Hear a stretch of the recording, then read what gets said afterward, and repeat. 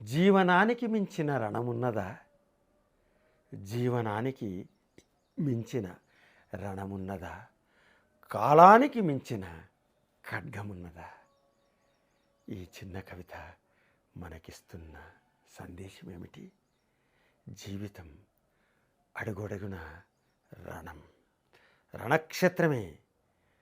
ధర్మక్షేత్రే కురుక్షేత్రే సమవేతాయుత్సవ మామకా పాండవశ్చైవ కిమకుర్వతు సంజయ అని భగవద్గీతలోని మొట్టమొదటి శ్లోకంలో ధృతరాష్ట్రుడు సంజయ్ని అడిగినట్టుగా, అంటే ధర్మక్షేత్రమైనటువంటి ఆ కురుక్షేత్రంలో మనవాళ్ళు పాండవులు పోరాటానికి సిద్ధమయ్యారు. ఏం జరుగుతుంది సంజయ, చెప్పు, నాకు వివరించు అని ఆ అంధుడైనటువంటి ధృతరాష్ట్రుడు సంజయ్ని అడిగినట్టుగా, జీవితంలో ప్రతి హృదయం నిరంతరం ఈ కురుక్షేత్ర మథనం, అంటే కురుక్షేత్ర సంగ్రామం ప్రతి జీవితంలోనూ మనకు కనిపిస్తుంది. అంటే ఒకవైపు అహంకారం, మరొక వైపు మమకారం. సమవేతాయుత్సవ మామకా పాండవశ్చైవ, మనవాళ్ళు పాండవులు అంటే మన కౌరవులు, కౌరవులు మనవాళ్ళు అన్నాడు ధృతరాష్ట్రుడు. పాండవులు స్వయాన తన సోదరుని కుమారుల్ని పాండవులు అన్నాడు, మనవాళ్ళు అనలేదు. మనం ఏం చేస్తున్నాం? స్వార్థంతో, అహంకారంతో, మమకారంతో ఇది నాది, ఇది మీది, అది వారిది, ఇలా విడదీసి మనం ఏం చేస్తున్నాం?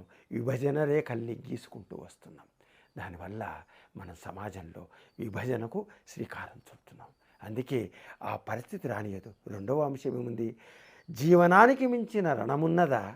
కాలానికి మించిన ఖడ్గమున్నదా? కాలానికి దయా దాక్షిణ్యాలు ఉండవు. అది నిర్దాక్షిణ్యంగా నరుక్కుంటూ వెళుతుంది ఎవరినైనా, ఎంతటి వారినైనా.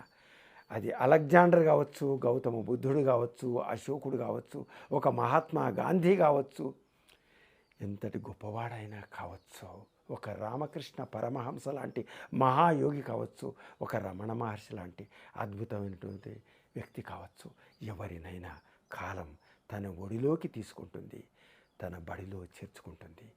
అది మృత్యువుగా మారుతుంది. కాబట్టి మనం అడుగడుగున ఈ జీవిత రణంలో పోరాటం చేయాల్సిందే.